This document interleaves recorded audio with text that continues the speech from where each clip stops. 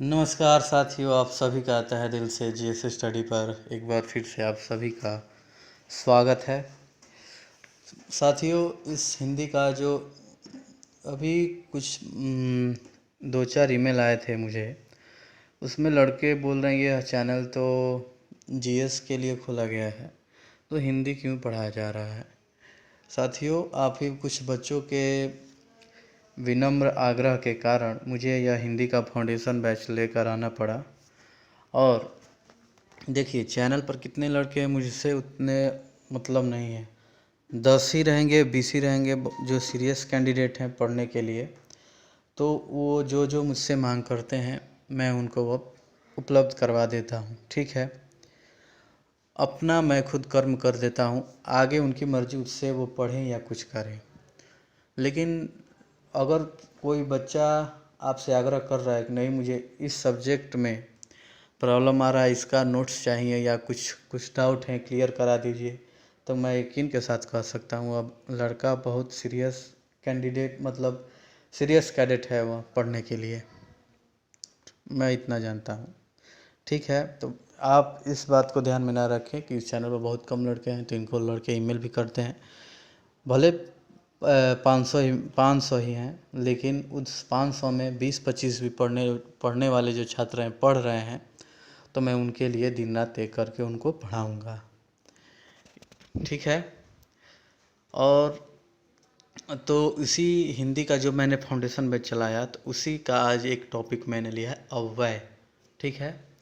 ये हिंदी का जो फाउंडेशन बैच है यह पूरा एसएससी पैटर्न द्वारा आधारित है। एसएससी जो जो टॉपिक पूछता है अपने एग्ज़ामों में, एग्ज़ाम जो कराता है वह परीक्षाएं जो भी एसएससी कराता है प्रतियोगी परीक्षाओं की, तो उसका पूरा टॉपिक मैं करा रहा हूँ। और उसी का एसएससी का ही प्रीवियस ईयर क्वेश्चन भी इसी में जो टॉपिक लेता हूँ उसी में करा देता हूँ, और प्रैक्टिस सेट भी दे देता हूँ, ठीक है। तो अगर आप हिंदी का बेहतरीन नोट्स चाहते हैं, वो भी शुरू से एकदम अंत तक, कोई भी टॉपिक ऐसा हो जो छूटे ना एग्ज़ाम के पॉइंट ऑफ व्यू से, तो आपको इस चैनल से जुड़ जाना चाहिए और यह नोट्स आपको बनाना चाहिए हिंदी का, ठीक है।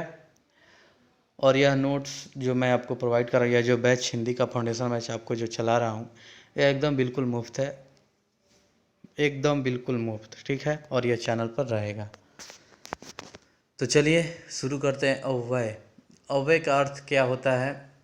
अव्यय देखिए, अव्यय दो वर्णों से मिलकर बना है, अ प्लस वय। अ यानी ना, वय माने खर्च, विकार परिवर्तन। अव्यय यानी जिसमें विकार हो या कोई परिवर्तन हो, उसे हम लोग क्या कहते हैं, अव्यय कहते हैं। जैसे विकारी शब्द पूछता है, संज्ञा का विकारी, संज्ञा शब्द, जैसे संज्ञा में आपका आएगा लड़का। हाँ, संज्ञा मैंने आपको टॉपिक पढ़ाया है, उसमें बताया है, संज्ञा को अच्छी तरह से बताया और समझाया है, ठीक है। तो यहाँ पर ये बात बताने वाला नहीं है कि संज्ञा की परिभाषा क्या होगी, सर्वनाम किसे कहते हैं, विशेषण किसे कहते हैं, क्रिया किसे कहते हैं, यह पहले ही मैंने आपको पढ़ा दिया है। संज्ञा यानी लड़का, तो लड़का क्या है, इसके विकारी शब्द क्या हो सकते हैं, लड़की या लड़के, ठीक है। सर्वनाम में आता है उस, तो इसका विकारी शब्द क्या हो जाएगा, उसका, उन्हें या उसका। विशेषण में मोटा जिसका आ जाएगा, इसका विकारी शब्द होगा मोटी और मोटे, मोटी और मोटे। क्रिया में आ जाएगा जा, यानी जाना या जाता या जाते, ये होता है। अब आइए शुरू से, अभी अभी धैर्य रखिए, अगर ये आपको कुछ समझ में नहीं आया, अभी नीचे पढ़ेंगे आप, एक एक करके समझ में आएगा। अव्यय की जो परिभाषा होती है, वे शब्द जो लिंग वचन काल कारक की दृष्टि से ना बदले, उसे हम क्या कहेंगे, अव्यय कहेंगे। और इसका जो उदाहरण है, यहाँ वहाँ, लेकिन, चूँकि, क्योंकि, और, एवं, किंतु, इसलिए, इधर, उधर, अवश्य, अगर आदि, ये सब जो है, ये सब क्या हैं, अव्यय की ये सब उदाहरण है अव्यय के। और अव्यय के कितने भेद होते हैं, अव्यय के 4 भेद होते हैं। क्रिया विशेषण अव्यय, संबोधक अव्यय, समुच्चय बोधक अव्यय, विस्मय बोधक अव्यय, यही मेन 4 होते हैं।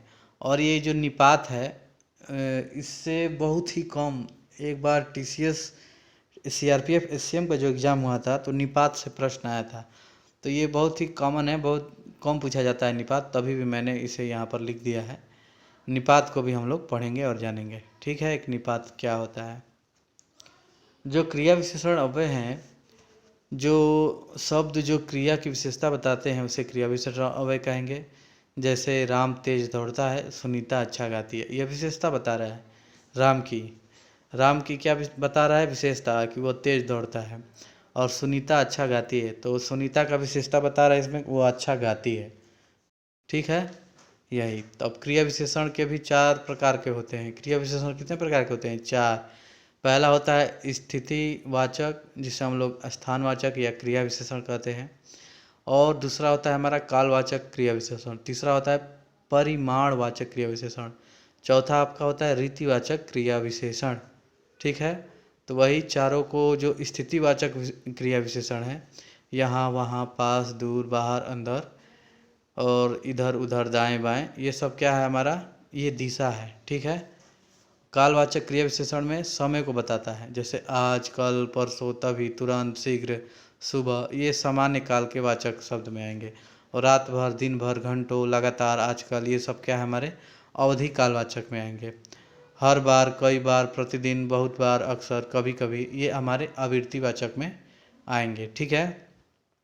और तीसरा है हमारा परिमाणवाचक क्रिया विशेषण, जो कि बहुत, खूब, अत्यंत, अति, ये अधिकता बोधक का बोध कराते हैं। ठीक है। जरा, थोड़ा, किंचित, कुछ, न्यूनता बोधक शब्द में आएंगे। ठीक है।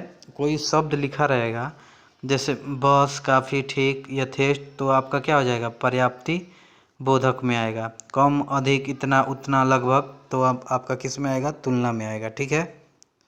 उसी तरह है चौथा भी हमारा रीतिवाचक क्रिया विशेषण, क्रिया के होने का प्रकार को दर्शाएगा, रीतिवाचक क्रिया विशेषण। ठीक है।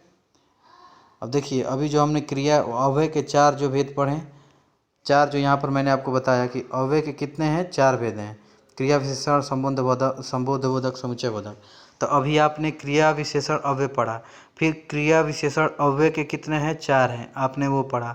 अब आइए आपको दूसरा पढ़ाते हैं। दूसरा हमारा संबंधबोधक अव्यय है। यहाँ पर जो बताया गया है यहाँ से कि अव्यय के 4 भेद हैं, तो दूसरा हमारा क्या है, संबंधबोधक अव्यय। तो यहीं पर इसको यहाँ पर बताया गया है।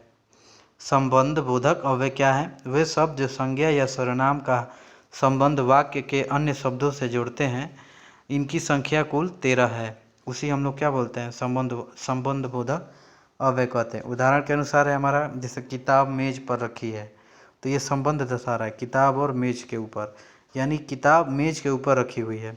यह राम की किताब है, सीता राम के बिना पार्टी में चली गई, वह पुत्रों समेत गया, वही नदी किनारे तक पहुंच गया। देखिए, ये साफ साफ बता रहा है, और यह संज्ञा और सर्वनाम का संबंध वाक्य के अन्य शब्दों से जोड़ रहा है। ठीक है। तो यह हमारा तीसरा जो आएगा, समुच्चयबोधक अव्यय, वे शब्द जो वाक्यों या 2 वाक्यांशों को जोड़ते हैं, जो तुम पढ़ो, या जैसे आपका हमारा आएगा तीसरा जो हमारा है समुच्चयबोधक अव्यय, अभी आपको हम समझाते हैं। उदाहरण के लिए, वह बीमार है इसलिए स्कूल नहीं आया। ठीक है। समुच्चयबोधक आप समझ लेंगे, बस लिखा है, आपको पढ़ना है। समुच्चयबोधक 2 प्रकार का होता है। समाधिकरण अव्यय, देखिए यहाँ समझिए, समानाधिकरण, ये भी 4 प्रकार के होते हैं। और दूसरा हमारा है व्याधिकरण, ये भी 4 प्रकार के होते हैं। जो 4 प्रकार हैं उनके नाम मैंने सामने लिख दिया है। पहला है संयोजक, विभाजक, विरोधदर्शक, परिमाणदर्शक। और व्याधिकरण के जो 4 प्रकार हैं, कारणवाचक, उद्देश्यवाचक, संकेतवाचक।